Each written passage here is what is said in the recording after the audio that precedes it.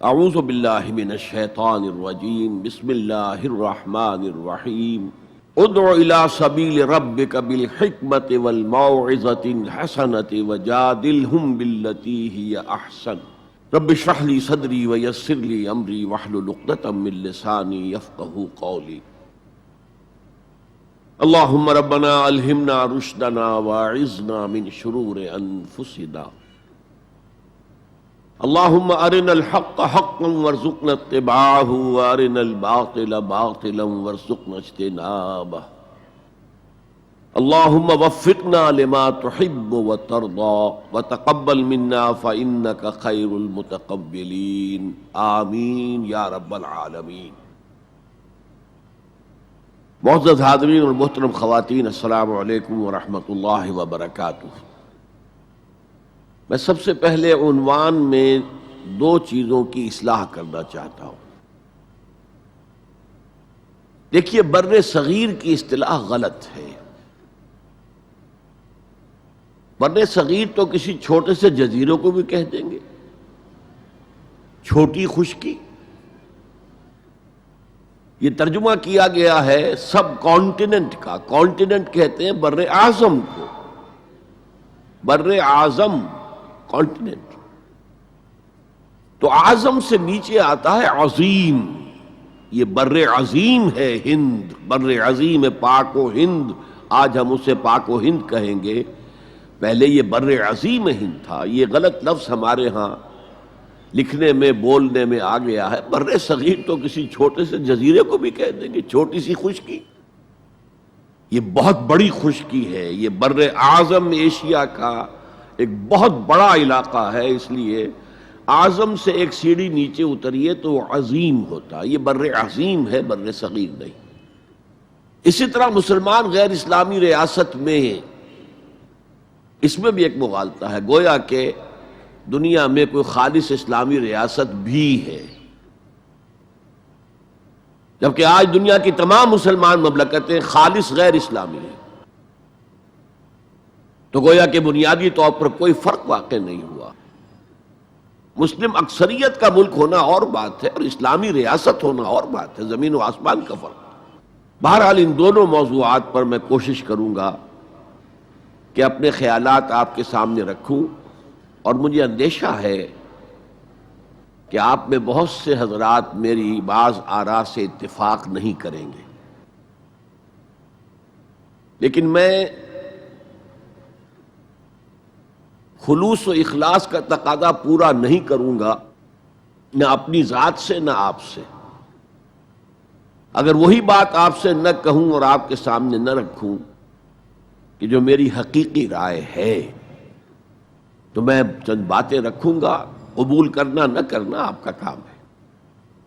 دیکھیے، بر عظیم پاک و ہند کے ضمن میں سب سے پہلے تو دو بدقسمتیوں کو نوٹ کر لیجیے۔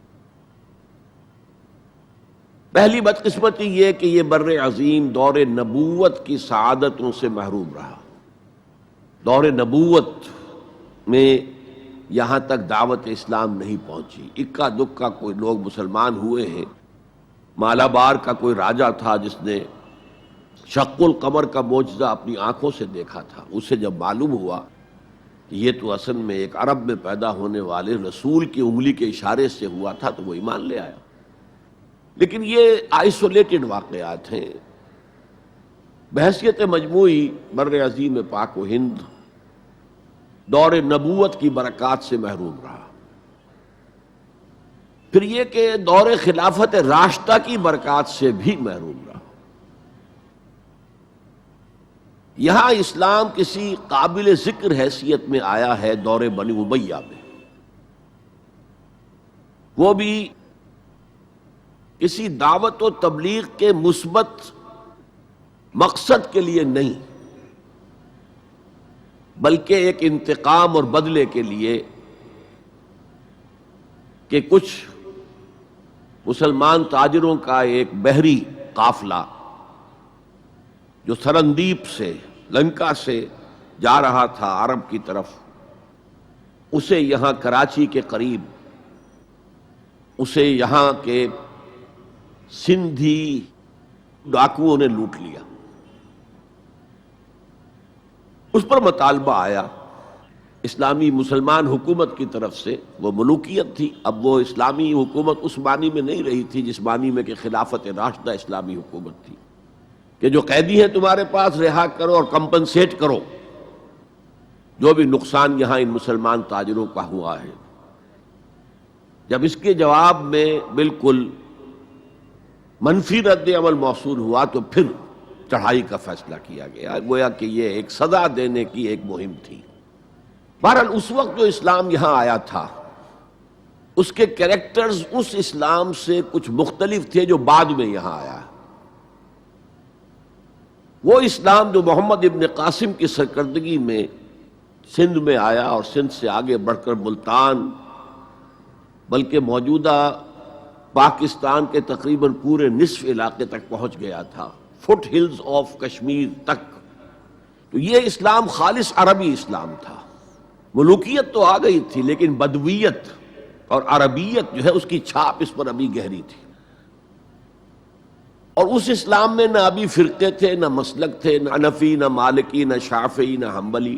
نہ عقائد کے بارے میں بحثیں شروع ہوئی تھیں، علم کلام کی بحثیں ہوئی تھیں. نہ ابھی یونانی فلسفے اور منطق کا حملہ ہوا تھا. ابھی کچھ نہیں تھا. سادہ اسلام. اسلام اپنی اصل سادگی پر برقرار تھا.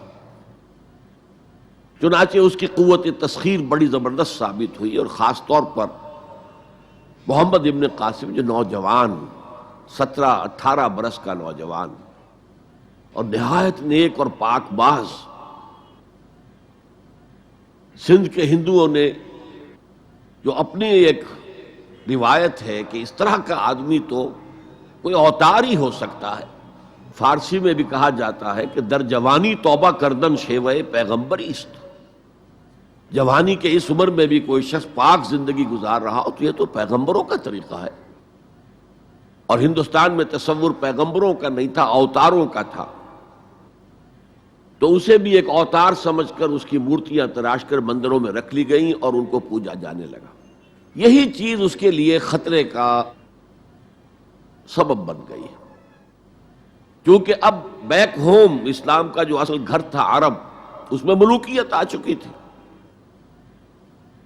اور ملوکیت کبھی اسے برداشت نہیں کر سکتی کہ کوئی اور شخص اتنا پاپولر ہو جائے کہ اسے چیلنج کر سکے. لہذا محمد بن قاسم کو بلایا گیا اور شہید کر دیا گیا. اب اس کے بعد ظاہر بات ہے کہ وہ اسلام ریسیڈ کرنا شروع ہوا، واپس آنا شروع ہوا. اس کے کچھ اثرات اس علاقے میں رہ گئے لیکن اسلام کی واپسی ہو گئی. یہ اسلام کا پہلا ورود تھا بر عظیم کی سرزمین پر. اس کے بعد اسلام آیا ہے 300 برس بعد. اور اب یہ آیا ہے شمال مغربی سرحدی صوبے میں جو دریں ہیں، کوہ سلیمان میں، کوہ ہندو کش اور کوہ سلیمان میں، درہ خیبر ہے، درہ ٹوچی ہے، درہ گومل ہے، درہ بولان ہے، یہاں سے آنا شروع. اس اسلام کی خصوصیات کچھ اور تھی. ان 300 سالوں میں فقہی مسالک بھی پیدا ہو چکے تھے. حنفی، مالکی، شافعی، حنبلی، ان کے درمیان اختلافات بھی تھے، بحثیں بھی تھیں، مناظرے بھی تھے. دوسرے ایک خاص جو ہے تصوف کا فن جو ہے وہ بہت ترقی کر چکا تھا اور اس میں اکثر و بیشتر وحدت الوجود کا تصور اس کی بنیاد میں موجود تھا. تیسری بات یہ نوٹ کیجئے کہ یہاں جو لوگ آئے وہ سب حنفی تھے اور یہ ترک قبائل ہی تھے در حقیقت. اور ترکوں میں سے بھی غلام لوگ تھے. اسی لیے پہلا خاندان مسلمانوں کا یہاں خاندان غلامان کہلاتا ہے. ترک غلام تھے یہ، جو اپنی ذاتی صلاحیت اور اپنی استعداد کی بنا پر ترقی کرتے کرتے بادشاہت کے مقام تک پہنچے. عالم اسلام میں اس وقت 2 عظیم جگہوں پر غلاموں کی حکومت تھی اور اس سے اندازہ ہو سکتا ہے کہ اسلام میں غلاموں کا فیوچر کتنا روشن ہے. ممالک، مملوک، یہ مصر میں حکمران تھے، وہ بھی غلام تھے. خاندان غلامہ، قطب الدین ایبک، شمس الدین التتمش، یہ سب کون تھے؟ غلام تھے. بہرحال اب جو اسلام آیا اس میں قیادت کی ایک تسلیس پیدا ہو چکی تھی، توحیدی شان نہیں رہی تھی۔ خلافت راشدہ میں قیادت توحیدی تھی، خلیفہ وقت ہی حاکم بھی تھے، خلیفہ وقت ہی مجتہد بھی تھے، عالم بھی تھے، اور وہی سب سے بڑے اللہ والے بھی تھے۔ لیکن اس کے بعد جو اسلام میں قیادت جو ہے مسلمانوں کی تین شاخوں میں بٹ گئی۔ سیاسی قیادت وہ تو قبائلی عصبیت کی بنیاد پر قائم ہو رہی ہے، تو سیاست تو ہو گئی طاقت کے بل پر، جس کی لاٹھی اس کی بھینس۔